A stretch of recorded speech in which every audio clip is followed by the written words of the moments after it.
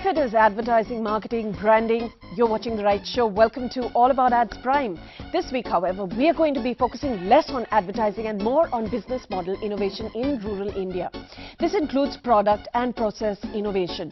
I mean, you do see a lot of products being made specifically for the rural markets, but most practitioners believe that it's the distribution model that's faulty and no one really is investing to build this ecosystem of innovation in rural India. Some of the major challenges, the ability to scale up. These are some of the issues discussed at a day-long rural conclave in the capital organized by Mart. Take a look at some of the things that were discussed during the day. Hindustan Unilever's Project Shakti campaign for the rural market. The campaign, a sales and distribution strategy, involved roping in women as sales representatives or Shakti dealers for some of HUL's products. The project solved the distribution challenge for HUL in rural areas and ended up generating over 1,000 crore rupees in sales.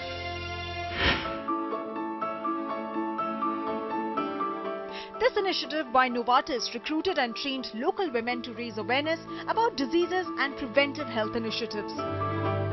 Arogya Parivar, as the campaign was called, comprised of health supervisors as sales force for the pharma company that ensured that medicines were made available in the most remote areas.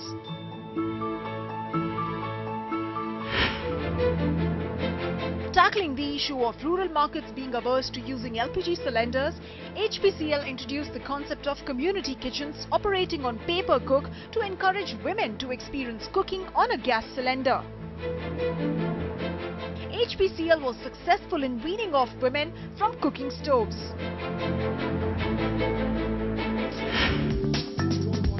These successful case studies were some of the innovative business models discussed at the Rural Conclave 2015 organized by rural marketing specialist Mart. A gathering of experienced marketeers, innovators, entrepreneurs and tech players that discussed opportunities, innovations and successful business models for rural India, which is currently a whopping $20 billion consumer market. This promises to increase to $100 billion by 2025. With income levels at 6.2%, this is way more than urban income levels. In fact, for fast-moving consumer durables, almost 60% of sales come from rural markets, while it's 50% for fast-moving consumer goods. This multi-utility vehicle Multix from Polaris, which seats 5 people, can also be used as an ambulance.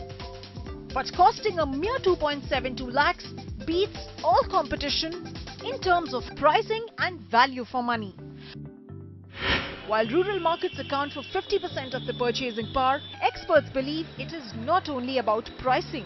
Aspirations have risen very rapidly in the last decade in rural India because of the spread of television. Therefore, they're watching the same program, the same ads, and therefore the same aspirations. Rural incomes have also started to grow. Therefore, the purchasing power has gone up, but still the per capita rural income is half of the urban per capita income. Therefore, affordability is still an issue. But affordability doesn't mean cheap products. Consumers are looking for value. There's no point in having an affordable product that doesn't actually work in that environment. So you need to have a product that actually functions and provides value in that environment. Who can dismiss the role that technology is playing in making innovations more accessible? This tele-ICU designed by Philips India enables doctors to monitor patients from the hospital itself, all via a mobile phone. However, the real challenge is one of scaling up. These initiatives start at the brand level, the brand manager or the marketing manager, and they're just about able to do a pilot and they don't have money to scale up. The more fundamental reason is that companies, when they even look at the pilots, they don't plan for the scale up. Innovation actually is happening on the ground there, and the corporate is not actually picking up innovation and leveraging it. So you find lots of great ideas happening. Somebody's creating a bicycle or a new way to, and there is no agency that is there to take it at a national level. And while the bureaucracy and lack of planning remains key issues, the main criticism for marketeers is the tendency to innovate without really seeking to solve a problem. You have to have a problem to solve, right? Before you start looking for a solution. So if I look at the sum total of inventions and innovations, it's a lot of keys looking for locks to open. A lot of product innovations are producer outwards rather than consumer backwards. And while India has received its shares of accolades for encouraging jugaad innovations in rural areas, like the Mitti-cool refrigerators or this tiny chair added to a scooter for extra seating, the concept of jugaad or frugal innovation has irked many. Increasingly, it's being seen as compromising on quality in a bid to reduce costs. Another roadblock for innovation. Jugaad for jugaad's sake is by definition a temporary solution, a temporary fix-it. If you break an arm and somebody puts a splint on your arm temporarily, that's a jugaad, like to hold your bone together. But that's not going to cure you well. It works temporarily. What you need basically is a solution which is simple but which can sustain a long term and where the product life is also good. So, I mean, sometimes jugaads are really great, but then is it for a temporary solution or it is for a long-term solution? Experts believe that while India has the right product innovations for the rural market, the distribution challenge remains. In fact, it's collaboration, sometimes with the community and sometimes with competitors, that could go a long way in solving the problem. One key thing in India is you shouldn't be shy about partnering. What skill you don't have is something somebody else might have. You are a healthcare provider, somebody else is a technology provider, another person is a infrastructure provider, etc., etc. You might have to have a multi-stakeholder partnership. Don't be afraid of the competition. It is heterogeneous, so therefore if you find out some innovative way where you can have some of the companies getting together and starting doing combined solutions to the market, I think the pace of innovation in the rural areas will be much faster. While rural markets have clearly got product innovations right, distribution model almost there, the real acid test for brands will now be to focus on bringing together different industries to bring about scalable innovations. And secondly, while the industry goes gaga over mobile technology, the fact of the matter is Ghadi, which is rural India's largest selling detergent, focused on getting product insights and consumer insights right, which is consumers do not want the whitest white, they want clean clothes. So technology is a great enabler, but do not forget the basics of product innovation. With camera person Stephen, this is Sumita Karir for Ndtv. That was an overview of the Rural Conclave organized by Mart in the capital recently. After the break, what is the way forward for business model innovation in rural India? Is it more important to invest in the process rather than just the product? Some interesting insights by the panel. That's coming up after this break.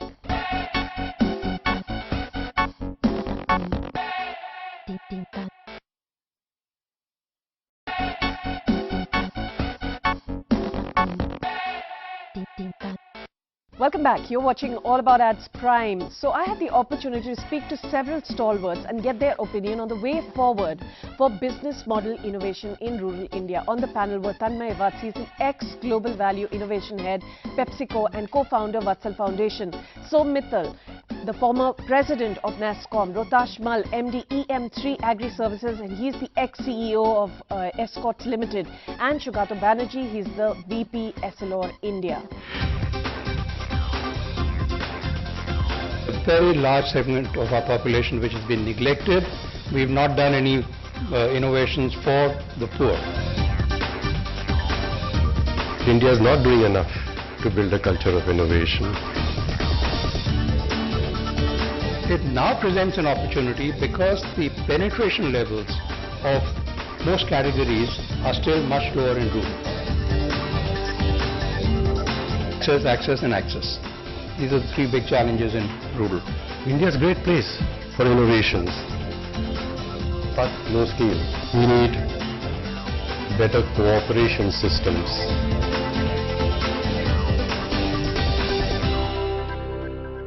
Consumers in rural India are not the only stakeholders. Your stakeholders are also the organization that you work for. And sometimes the challenge lies within the organization. So how do you deal with that? So I'm going to hand over first to Mr. Vats. The theme is don't underestimate the power of the organizational drag. More often than not, many brilliantly conceived and till that point executed innovations fail because you forgot to take some part of the organization along with you on the journey. And therefore, to the extent in the spirit and the expanding the meaning of the term co-creation, I would say co-create along with all your stakeholders. So there are consumers, there are customers in between consumers and you, there are your sales force, manufacturing, supply chain, finance. We were talking about product innovation, and there is no differentiation, real differentiation in what you innovate for urban and rural areas. That's what you believe in, right? More often than not, these boundaries about innovating for rural and innovating for urban, innovating for super rich, are manufacturers' statements or beliefs. The fundamentals or the principles on how you innovate don't change whether you are innovating for consumer durables, consumables, services, or for that matter in the social sector. I believe the starting point of innovation, which will determine whether your innovation will see the light of the day or not, is a function of one first step. Market research can only help you rectify trends. When it comes to understanding the needs, this is nothing, there is no shortcut but for the key stakeholders to go out and experience yourself. The other thing which from my experience I'll say is get this fear of failure out of the minds of people in the organization. If you want innovations to be of quality, pick up the one or two must-win battles. And last but not the least, the CEOs need to do a lot more often is tone from the top. Innovation need not be any different for the rural market. Do you agree with that? So first is, what is innovation and who are you innovating for? Innovation is not invention, innovation is not a new toy. A lot of quote-unquote technology are keys looking for locks. Which problem are you solving? Have you got the problem definition right? And typically if you do, you got a great chance of success. General Motors and Ford, one of the two major failures of automobiles in India, actually failed because they thought they could bring in products from that side of the universe to this side and change the steering wheel from this side to this, and everything else would be taken care of, including the roads, including the suspensions, including the fuel and everything else, and they fell on their faces. A lot of our production, a lot of our enterprises are looking at rural markets the same way that the Britishers looked at Indian markets out of England 100 years ago. So these were markets out there that need to be served for a profit. It was inside out, it was never outside in. As the former president of NASSCOM, one would have thought that technology would have enabled the process, the distribution system, to be much better today than it was earlier. What are the challenges that we are faced with? We keep talking about innovation. I'm not sure where this word came from, right? I think it's sexy, and there are just three areas that probably every customer wants. Accessibility to a product or a service. It should be effective for them, and it should be affordable. And there are times where one of the three is missing, right? It's not about market surveys. Most of the market surveys would tend to be looking at the past, whereas I would say rural market is about creating the market rather than doing a market survey and talking about market shares.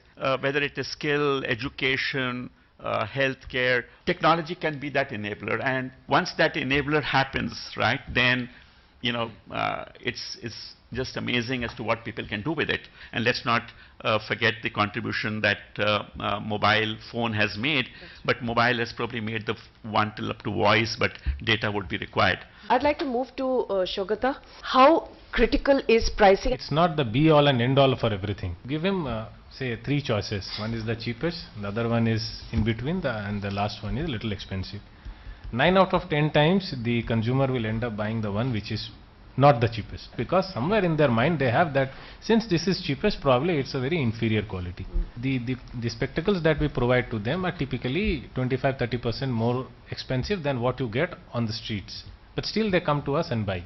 We'll throw it open for questions now. We have been talking about 4 A's of rural market, but one thing that I felt that completely could not be unfolded was affordability. Will they get rich to the extent that they can enjoy a television set of 1 lakh rupees? Would you like to just build on that? Who's talking about affordability? The consumer. Obviously, the consumer would like it as close to zero as possible.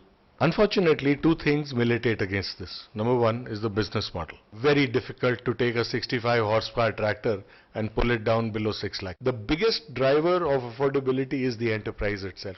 And that's how an IBM turns from a machine making enterprise to selling software per use. You had a question. What do you think is the key for success for sustainability in this market in the future? Fundamentally, what will drive consumption? Investments in connectivity, infrastructure are bound to create a situation whereby your growth would be significantly better. Now, from whichever market that you look at, these are the key drivers which have driven growth. Now what is required is a need back rather than an idea out kind of an innovation. Just add one word, that is the driver, which is changed higher aspirations. So I think aspirations, which is good to have, will also drive. I think one huge area that is waiting to unlock itself is agriculture. We are today at 20% of our potential of growth per acre. I see focus on agriculture and agriculture industries as unlocking that value so as to be able to satisfy these aspirations. So I think one of the issues really that come up constantly whenever we discuss the challenges is building the ecosystem. For a very long time, people have been looking to the governments, respective state governments, to take care of it, and finally entrepreneurs who are coming up, they want to make a difference. They want to create an ecosystem, and I think that's the change that you're seeing now. It's very clear from day first that viability and scalability is going to be an issue. Volumes are not there actually. So how to handle this challenge? He clearly doesn't agree. Absolutely disagree. The problem is, again, did we start this or this way? Is there sufficient demand out there? We are ready to pick up ready-made solutions and take them to new problems. We should be going to problems and creating solutions. Question? Yeah. Yes. We're talking about a lot of aspiration and increasing consumption and all that. So everybody is talking about, this global warming and so many things. So we believe that it should also be part of their strategy. I think at a time for a country like us where, we have a large population underserved in a manner, right? While climate change is important, that cannot be a barrier for aspirations not being met. We can have sustainable aspirations. If we start from the sustainable part and then say we should meet the aspirations, we might go wrong. I'd just like everybody on the panel to summarize the way forward. On their own, I am not sure most organizations know what is the right way of approaching it. Each one is trying to experiment, fail, and I think if you really ask me, there is a need of actually a platform or a body to bring it together in terms of learning from each other's experiences. There are two things corporations do very badly. One is when things are going good, they don't step back to ask why they are going good, and therefore when things go bad at that point of time, they quickly move on to something new and maybe find scapegoat. There is a market there which is to be created, to be fulfilled, money to make, right? If you're very happy with what you're doing today, don't even dare go there. Let's not go and approach the rural market by saying this is time to give back, so we should be doing it because it makes commercial sense for us. And if that is so, you will find a solution. Today, people's sharing failures is probably more open, but we celebrate success more than we celebrate failure. So let's celebrate failures, like you said. Mr. Mal? Until you create value, i.e. for the customer, you can't extract value. So business models that seek to extract value without creating value are actually asking for trouble. The second one, get up, go and solve. Excel sheets don't solve problems. Getting up and going solves problems. And the third thing is get your feet dirty. Shukata. Complete support of the organization is absolutely inevitable. The second is that many a times we consider this as, okay, chalo ye bhi acha hai, baat karne ke liye acha kar lete hain. It doesn't work like that. Unless we are convinced, let's not do it. So it has to be very much in sync with the actual business that a company is doing. I was talking to somebody the other day that there's a big company which is now want to focus on selling cycles in the rural areas. I was like quite stunned that cycle to gaon mein saalo saal se hai. What is there new about it? The new thing that I found in this company is that they have completely integrated this into their existing business, which is the selling of high-end cycles in I mean cities and metros and things, stuff like that. So integrating this innovative business models for the BOP into the mainstream business is absolutely important. I can do a lot of things. I can do it in a small piece of land or one district, one state, but it has to be scalable. Otherwise, we can have very good ideas, but it will not live for long. And last but not the least, if you are trying to innovate about something, it can be in any kind of market, it has to very well dovetail with the overall philosophy of the company. Well, just to sum it all up, technology, great enabler, but just having technology is not good enough. You have to do something about it and it has to work. Rural consumers do not want cheap products, they want value. Growth awaited for agriculture, that's a huge point to make, because once the economy itself does well, spending power increases. On that note, thank you all very much here. Well, that was a discussion on the way forward in terms of business model innovation in rural India. We'd love to know your thoughts. Write to us at AAA@ndtv.com, or you could also get in touch with us on our social media pages. That's it from the entire team. Thank you very much for watching. We'll see you again same time, same place next week.